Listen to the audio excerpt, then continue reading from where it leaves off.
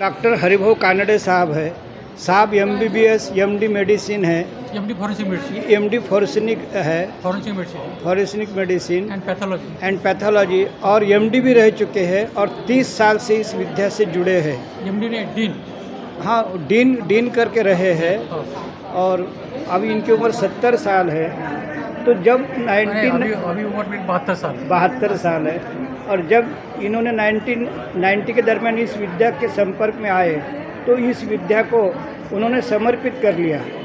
तो डॉक्टर साहब मुझे बड़ी खुशी है, सुधीर मुनगुट्टर साहब के आशीर्वाद से मैं विजया लक्ष्मी बिदारी ये ईटनकर साहब इनको साक्षर करने आया हूँ। और संयोग की बात है, बड़े गर्व की बात है कि ईटनकर साहब MBBS डॉक्टर है। तो आप उनको क्या संदेश देंगे? मैं डॉक्टर ईटनकर को यही संदेश दूंगा कि ये जो तप सेवा सम्मेलन है, तप सेवा सम्मेलन हर लोगों ने यदि स्ट्रिक्टली फॉलो किया तो कोई ना कोई सभी बीमारी के ऊपर इलाज है। और हम लोग जो 7 दिन का कैंप लेते, 3 दिन का कैंप लेते, 1 दिन का कैंप लेते, तो डॉक्टर गोपाल शास्त्री ने लाखों लोगों को अच्छे किए। उदाहरणार्थ एग्जाम्पल, जो लोगों को डायलिसिस है किडनी फेल्योर के, कई लोगों के डायलिसिस बंद हो गई, उनकी गोलियां बंद हो गई। काफ़ी डायबिटिक लोगों की गोलियां बंद हो गई।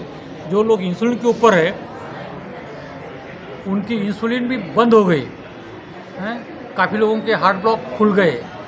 आर्थराइटिस के तो काफ़ी लोगों को फ़ायदा हुआ है।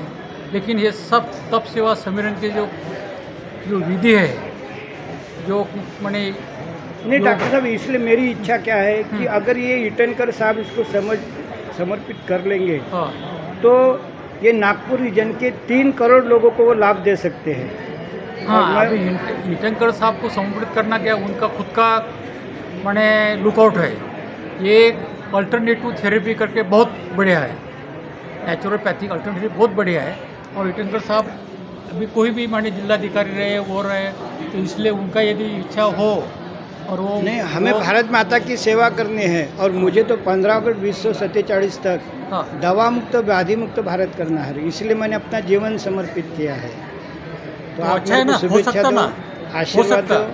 बिल्कुल हो सकता। ईटनकर साहब इसका अभ्यास करे, इसका डीप जाए और कम से कम 3 करोड़ ये नागपुर रीजन के लोग हैं, इनको इस विद्या की पहचान कराए। हो जाएगा। थैंक यू डॉक्टर साहब, थैंक यू।